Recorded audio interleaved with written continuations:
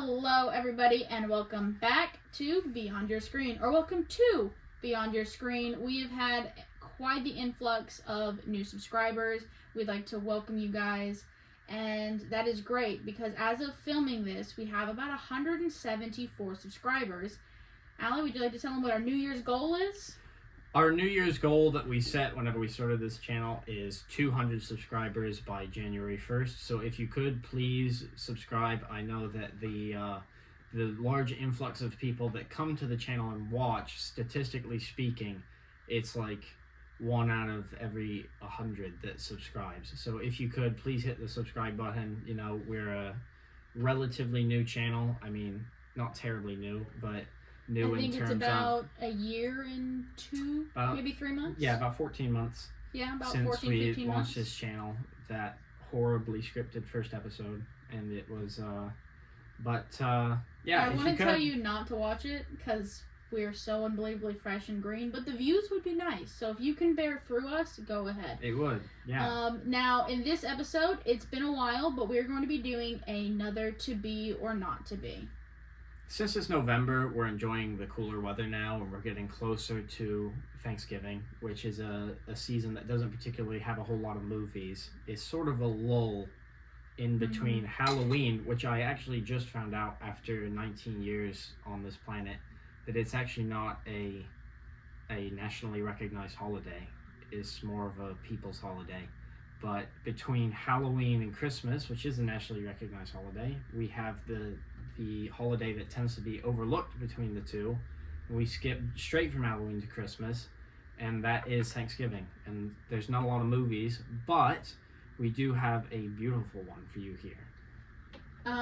Now we are going to be talking about planes, trains, and automobiles. Now in this segment of to be or not to be videos, what we do is we take a look at movies, probably ones we haven't seen before, mostly ones we haven't seen before, try to have a fresh perspective, take a look at them, and go in with kind of no preconceived notions of them, and just try to give you our honest opinion if they're to be or not to be, which is, are they good to watch, are they skip over?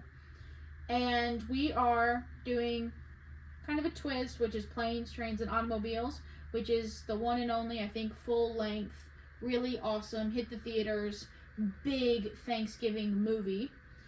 And this is not only, you know, one we've seen before, it's one we absolutely love. So we are probably going to be a little biased, but you can't help it. It's a great movie. Are you going to tell them what we're looking for, Blogsy, if they're new here? Let's have a look here. Sorry, I lost the thing. We look for several categories, such as we rate the story, we rate the predictability of the plot, we rate the character development, the acting, and the ending. So, you know, just those very few categories. You know, how was the acting? Did they ham it up and such? And how was there any noticeable change? Did you see the ending coming from 100 miles away? So, you know, just a few of those things that we got together, decided, put together, and those are the categories that we rate them on. All right, let's jump into this episode of To Be or Not To Be.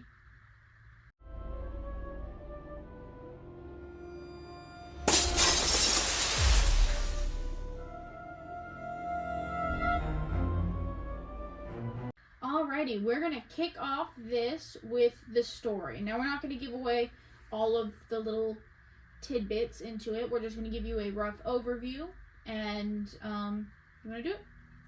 Alright, so here's the overview. It is easily excitable Neal Page, played by Steve Martin, is somewhat of a control freak, and he's trying to get home to Chicago to spend Thanksgiving with his wife and kids. His flight is rerouted to a distant city in Kansas because of a freak snowstorm, and his sanity begins to fray throughout the course of these events. Worse yet, he's forced to bunk with the talkative Del Griffith, played by the irreplaceable John Candy, whom he finds exceedingly annoying. Together they must overcome the insanity of the holiday travel to reach their intended destinations.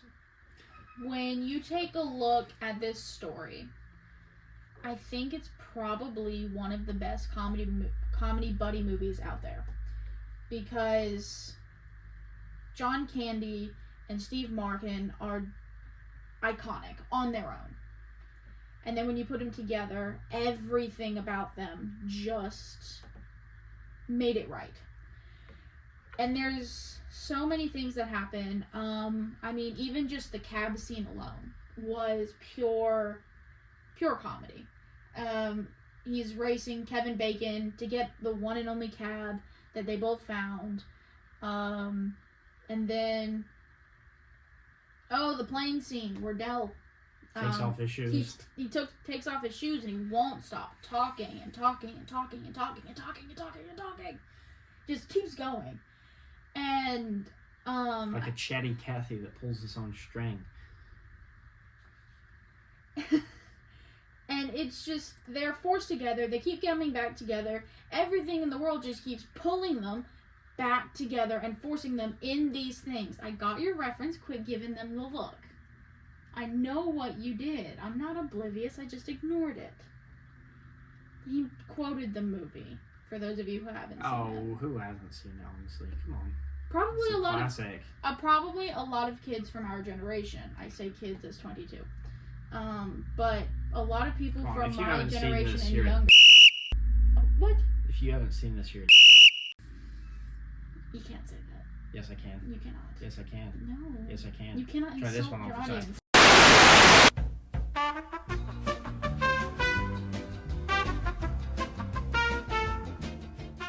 Okay, we're gonna move on to predictability now. Which is, I can't believe you punched me in the nose. I can believe it.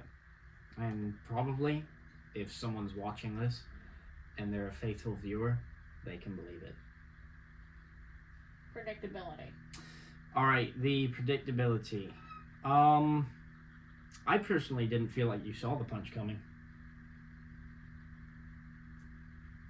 Alright, the poster indicates that this is going to be a buddy movie and that problems will occur. Other than that, not too terribly much. We didn't rate the predictability to be too terribly high. We gave it 9 out of 10. And it's kind of a weird inverted thing, which means the higher it is, the less the predictability is. Yeah, like golf scores. Yeah, that's the way predictability works. Basically the only thing you can really predict is when he goes to get the rental car for about the 12th time and comes back to the counter. You can tell he's about to, rant. Say the F word 17 times. No, that is the unpredictable part of this entire situation. So he gets back to the counter and he takes that deep breath, if you have little children in the room with you, I would forward for a good 45 minutes. He goes on a very long rant, and that entire rant takes this movie from like a G to an R. Oh, it was never a G, but I think it was regular PG, and then the rant took it to R, and it's still rated R. I thought that they said that they had appealed, but it's just that entire, what would you say, 3-minute rant that moves it all the way up to an R rating. Yeah, it does. It gets stuff gets serious really quickly.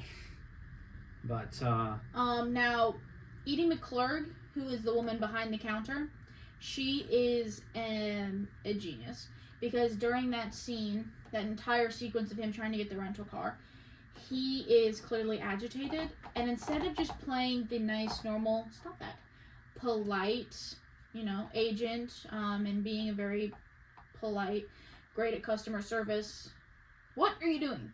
I'm not doing anything. Stop. Instead of being nice and polite, she kind of ramped up the rudeness. She was, chewing gum, ignoring him, taking a personal call, and all of that was her idea in order to, escalate the situation. Basically. And she kind of went to the director and said, if I'm nice to him, he'll calm down. If I'm rude to him, he'll keep bubbling. Which basically this entire movie is, how ticked off can we get Steve Martin? How ticked off Crikey. can we get Steve Martin? In my defense, they're practically joined at the hip. $10,000. And while all of this is happening, Del is kind of oblivious in his own little world, but also not oblivious.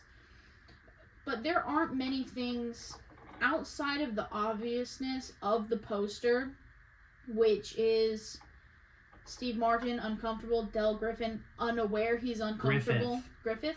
Quit calling him Griffin like he's been on a show with Don Knotts. So Griffith. Oh, that was actually terrible. That's also Andy Griffith. Who am I thinking of? I don't know, I but don't was. I said Griffin for Andy Griffin. That's my name. But you can kind of tell that John Candy makes him uncomfortable, and he's unaware he makes him uncomfortable, and that they're forced together for basically this entire movie. But that's it. All of the stuff that happens to them throughout the course of this movie, which is pure cinema, you're not really going to predict it. And we're not going to tell you because then it would take away the joy of a lot of it.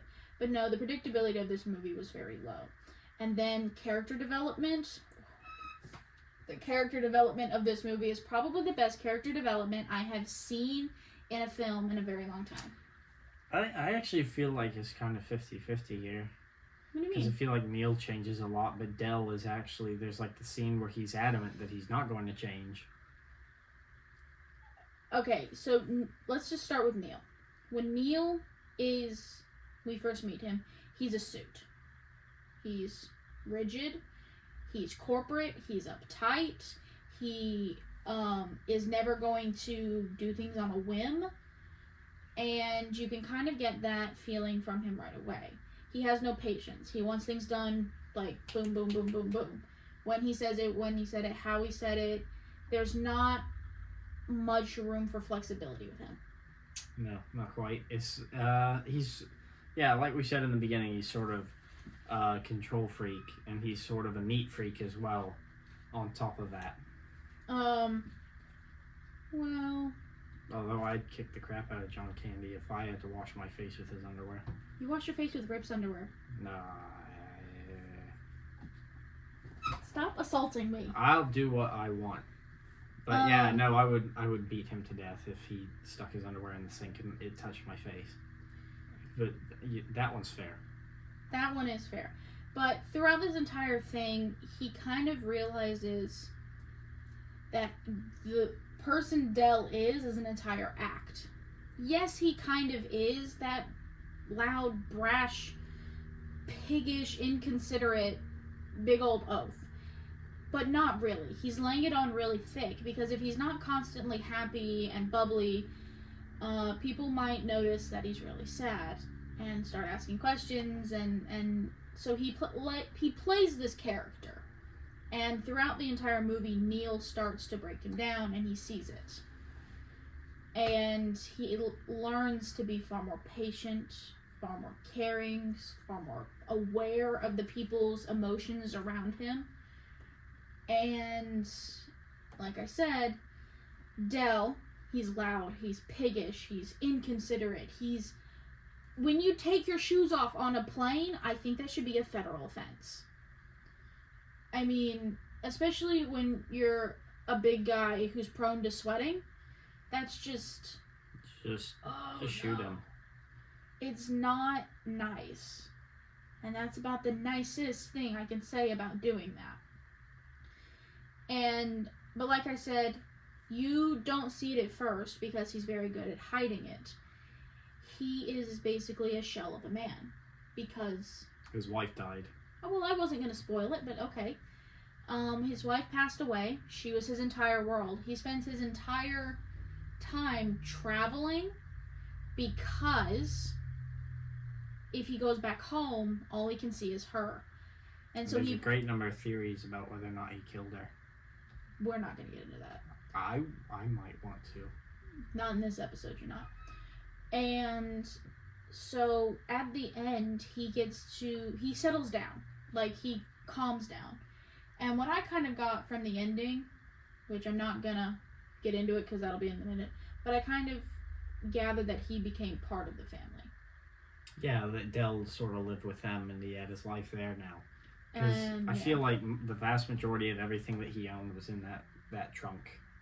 Pretty much. I mean, you got the feeling he did have a house somewhere full of other stuff, but it all reminded it of his wife. And so he just never went back and he never got it. And he had a house somewhere full of stuff he never did anything with. So we gave the character development a 10 out of 10 because it was just phenomenal. Yes, as well as our next category, the acting, which we gave a 10 out of 10. I mean, really, there wasn't anything that anyone in the movie has done wrong as far as acting. It's all pretty much done immaculately, especially the two main stars. I don't think... I forget the name. What's the name of the fellow who plays Jimmy Olsen in the Superman films? He's in this movie, isn't he? I don't know who you're talking about. I'm talking about... Let's have a look. He was in what's it called with him as well.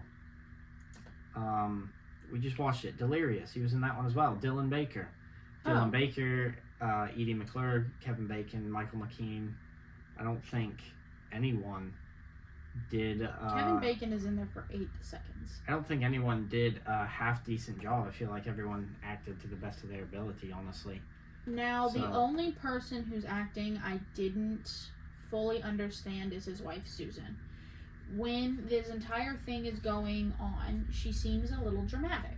Like, she's really crying.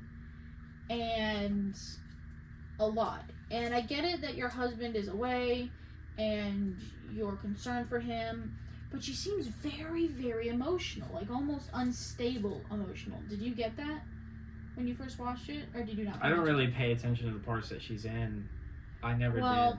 I was always very confused, and I was wondering, why was she being so dramatic? Turns out there is an entire subplot of the film that they just kind of cut out, but didn't have her refilm, of she believes Neal is having an affair. Now, she later finds out that the affair was Dell, but she thinks, because when he tells her the stuff over the phone, all of the adventures they went through, you'd think he was lying too. Wouldn't you? Everything they went through, you'd be like, yeah, that's fair. That's not true. Not an ounce of that is true.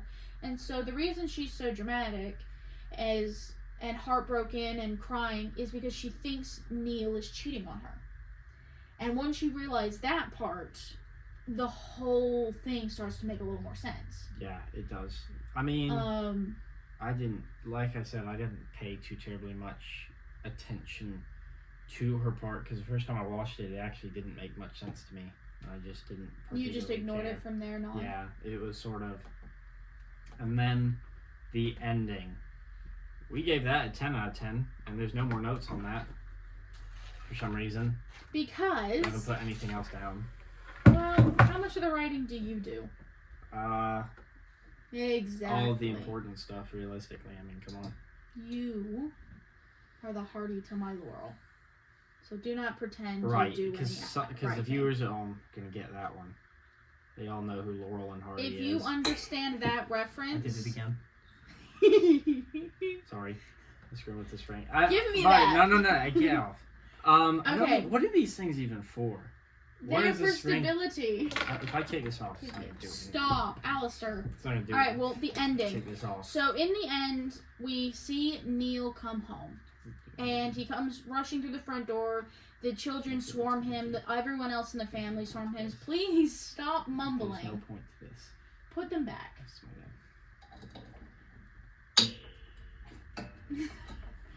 And please put them back. I got it. Everyone swarms him, and the wife comes running down the stairs emotionally.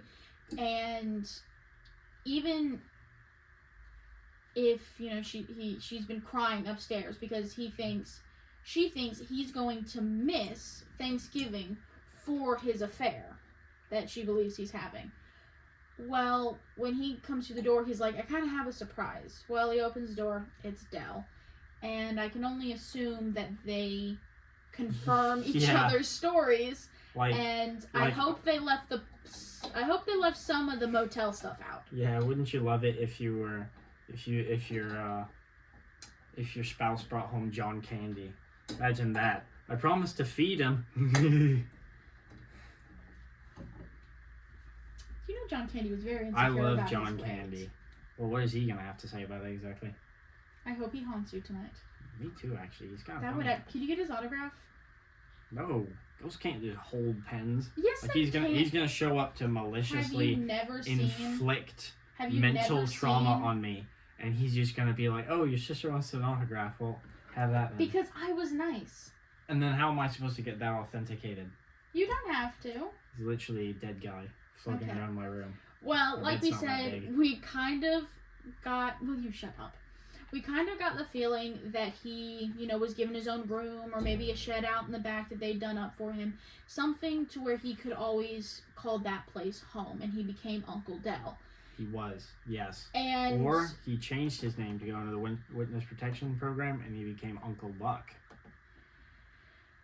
Lived out in the great outdoors. Are you not enjoying this? Do you have any more? Do I have any more? I can't work the word Spaceballs into this. Oh, you know what? He took him out. Got a summer rental. Okay. Yeah. Saluted the flag. Sang the star. Saluted the stars and stripes. I reached for that one. You did. I reached. Yeah. But it was decent. I mean, I find it funny, which is what counts, really. Actually, what counts is if they find it funny. Nah, forget these guys. All right. Okay.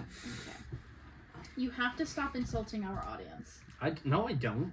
Yes, you do. No, I don't. We're gonna have a big old meeting when we're done. Don Rickles had an audience. You, my friend, are not Don Rickles. Oh, and thank God. I don't think you'd say that if you knew what his bank account looked like. Oh, really? Because he's still dead. All right, okay. Enough with the beating up of the dead people. But the ending was very poetic. It was very sweet. It was very heartfelt, and there isn't much more to say about it other than the fact that this movie just is all tied in together so beautifully. Every gag, every story, every plot, every character, every ounce of acting could not have been more amazing. Indubitably. And so to conclude that, just to summarize what she's been saying here, we gave it a 9.8 out of 10. Also, a thing that we put with no more notes. Hold up, I'm trying to work this out here.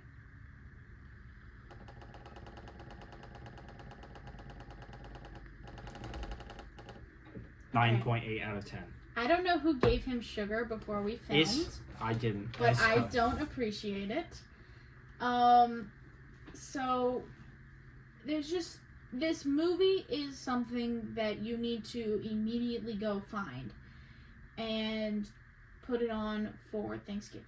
It exactly. is probably unless you've the got best Thanksgiving small children movie around. Or no, your granddad, it is fine for small children, maybe and your it is small grandmother, for grandparents. or your parents in general. Will you stop? No. All right. So, yeah, honestly, it couldn't have been a better job with the acting. It couldn't have been a better job with the character development.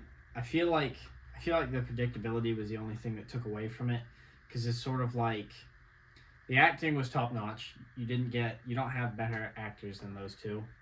And then even the side characters and the little bit parts, even those are sort of iconic. So I don't think you could have done any better with the acting. I don't think you could have done better with the ending, the story, but the predictability to me is just sort of like, that they're gonna sort of mold each other's personalities into something better in the end, and there's gonna be some sort of resolve within that.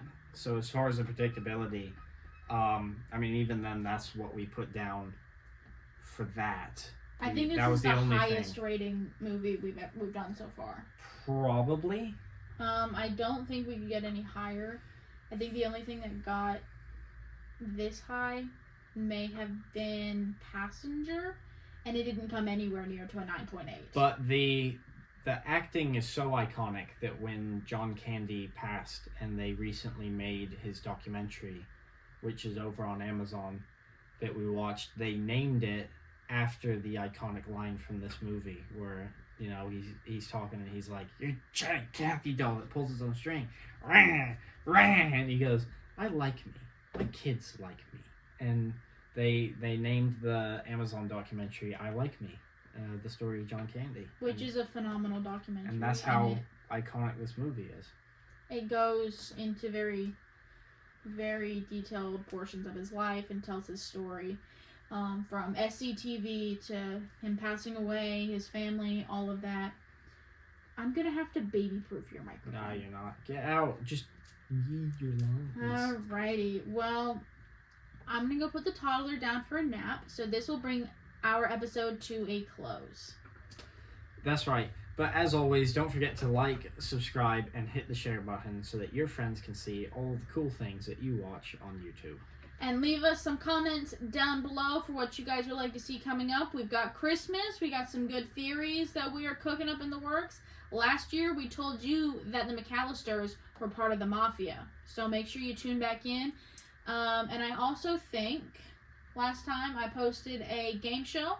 I'm going to get a Christmas movie trivia worked up for these boys and see if Dad and Miles can't earn that trophy away from Rip and Blogsy. And they won't.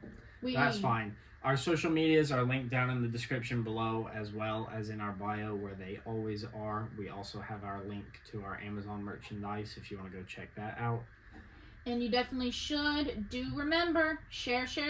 We want to be up to 200 by New Year's. And remember, sharing is caring. Alrighty, everyone. Come back next time to see what's happening beyond your screen.